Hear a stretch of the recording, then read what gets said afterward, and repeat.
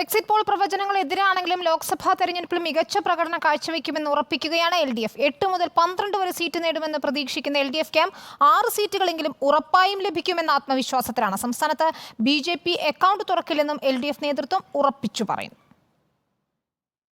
Exit poll പ്രവചനങ്ങളെ BJPക്ക് വേണ്ടി നടന്ന ആസൂത്രിതമായ പരിപാടിയെന്നാണ് CPM നേതൃത്വം വിലയിരുത്തുന്നത്. അതുകൊണ്ട് തന്നെ ഇടതുമുന്നണിക്ക് തിരിച്ചടി പ്രവചിക്കുന്ന എക്സിറ്റ് പോൾ ഫലങ്ങളെ CPM തെല്ലും കണക്കിലെടുക്കുന്നില്ല.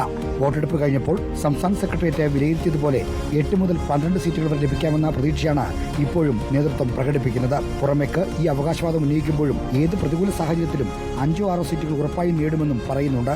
LDFന് വ്യക്തമായ രാഷ്ട്രീയ മേധാവിത്വമുള്ള ആറ്റിങ്ങൽ, മാവേലിക്കര, കാസർഗോഡ്, കണ്ണൂർ, വടകര എന്നിവയാണ് ഉറപ്പായും ജയിക്കുമെന്ന് കരുതുന്ന മണ്ഡലങ്ങൾ.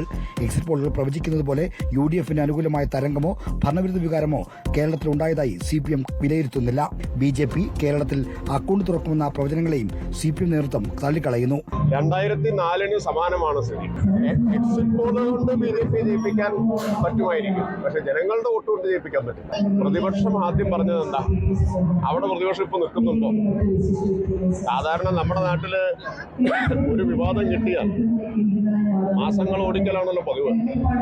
ഒരാഴ്ച പോലും ആയുസ് ഉണ്ടാവാതെ പോയ ഈ വിവാദത്തിൽ തൃശൂരിലോ തിരുവനന്തപുരത്തോ BJPക്ക് ജയിക്കാവുന്ന സാഹചര്യമില്ല എന്നാണ് CPM നേതൃത്വം ചൂണ്ടിക്കാട്ടുന്നത്. 2014-ലും 19-ലും നരേന്ദ്രമോദിക്ക് അനുകൂലമായ വികാരമുണ്ടായിട്ടും തിരുവനന്തപുരം ഉൾപ്പെടെയുള്ള മണ്ഡലങ്ങൾ വിജയിക്കാൻ BJPക്ക് ആയിട്ടില്ല എന്നതാണ് ഈ വിലയിരുത്തലിന്റെ അടിസ്ഥാനം. എന്നാൽ ആലപ്പുഴ അടക്കമുള്ള മണ്ഡലങ്ങളിൽ മുന്നണിയുടെ അടിസ്ഥാന വോട്ടുകളിൽ ചോർച്ചയുണ്ടായിട്ടുണ്ടോ എന്ന ആശങ്ക പരക്കുന്നുണ്ട്. ഇത് ചെറുതായെങ്കിലും നേതൃത്വത്തെ ഭയപ്പെടുത്തുന്നു. റിപ്പോർട്ടർ, ആലപ്പുഴ.